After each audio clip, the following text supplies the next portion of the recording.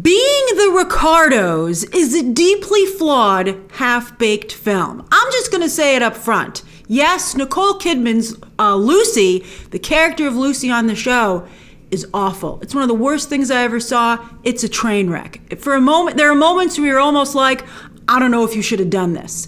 But to be fair, everybody else who's portraying actors on the show also does a horrible job, except for Javier Bardem. He comes across as the best, although he's challenged the least. But that's a horrible Lucy, but also a horrible Fred and a horrible Ethel. But that's not what this movie's really about. And I hope that people, in their zeal to make fun of how horrible this movie is at points, they don't totally overlook where it really shines. Because it's still fascinating. I thought this movie was fascinating. And you know what? It took me a little bit of time to figure out actually not that much time at all, but it was after I watched the movie. I'm gonna explain it to you.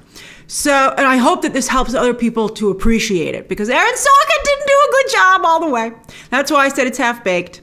But this is really about Hollywood and society overall still trying to grapple, with the phenomenon of powerful, aggressive women. And Aaron Sorkin doesn't quite crack it.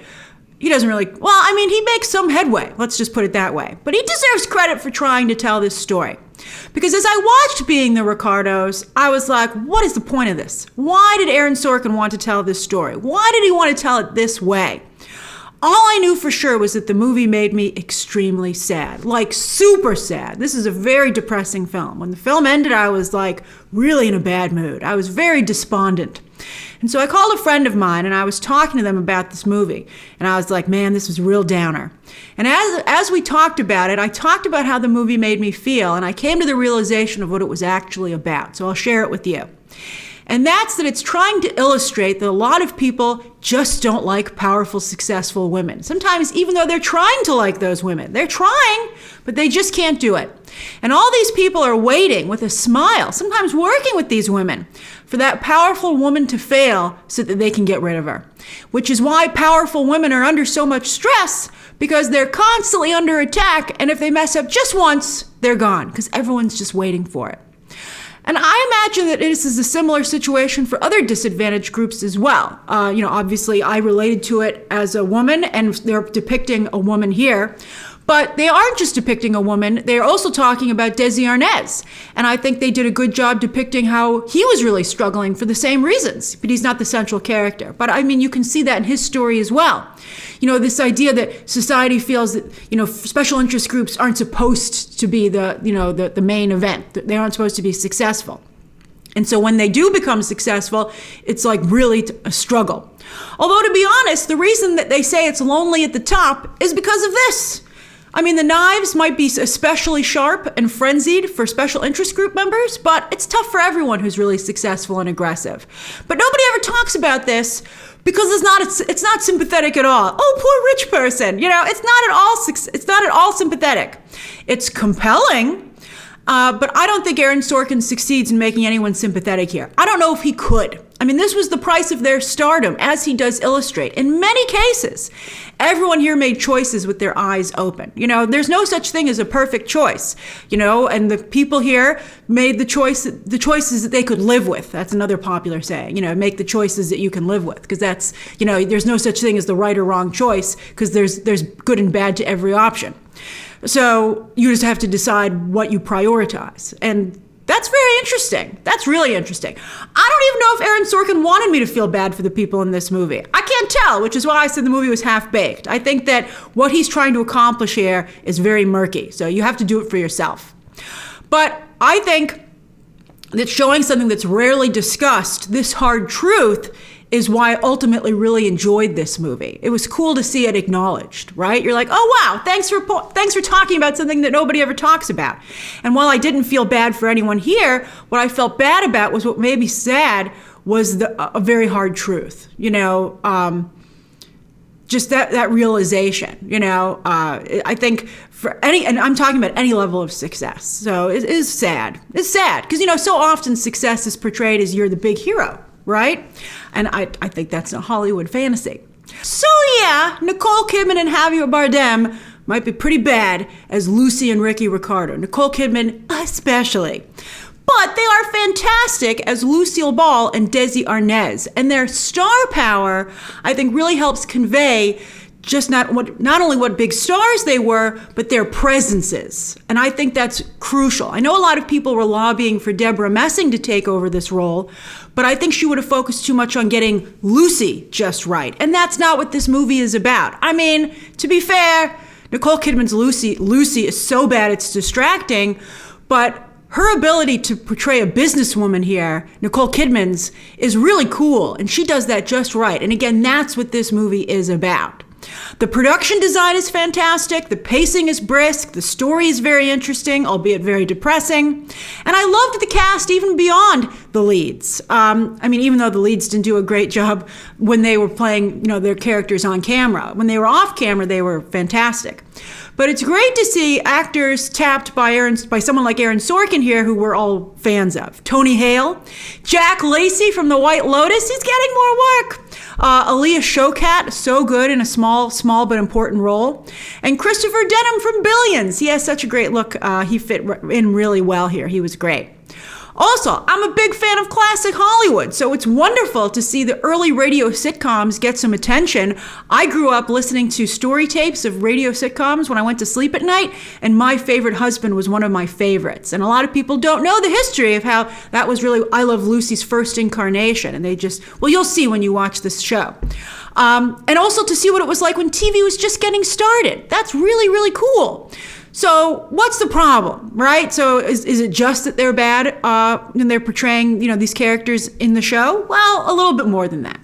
So Nicole Kidman, as I said, will take the most heat for sure, as her Lucy is just train wreck awful. But J.K. Simmons, who is an Oscar, Nicole Kidman won an Oscar too, but J.K. Simmons is also a very strong actor, and his Fred is horrible. Horrible. And Nina Arianda, who I'm a big fan of, particularly from her work on Broadway, she's an awful Ethel. Just so bad.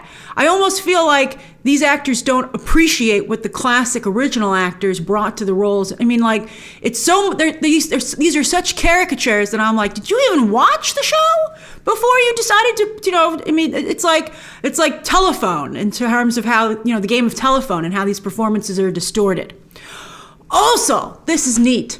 I found the episode on Hulu that they're pretending to film. I couldn't believe it. Now, I'll tell you what episode it is, but I had to look for it because it's not episode 38. It's actually episode 22 from season 1.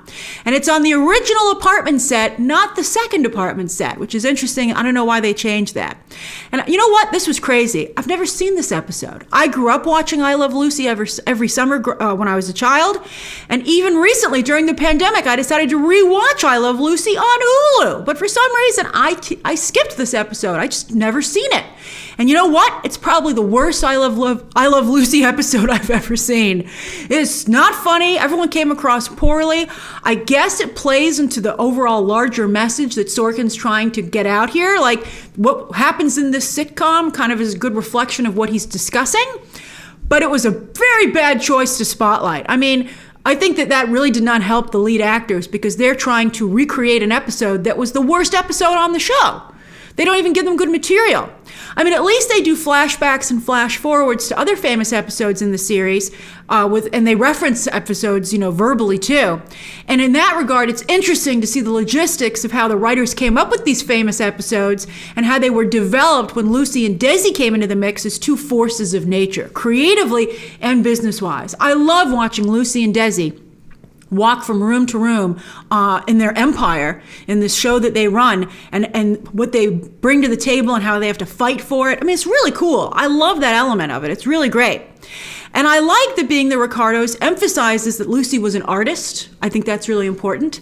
And that Desi was a very strong businessman and performer. Desi Arnaz has never gotten the respect that he deserves for what he contributed to this show.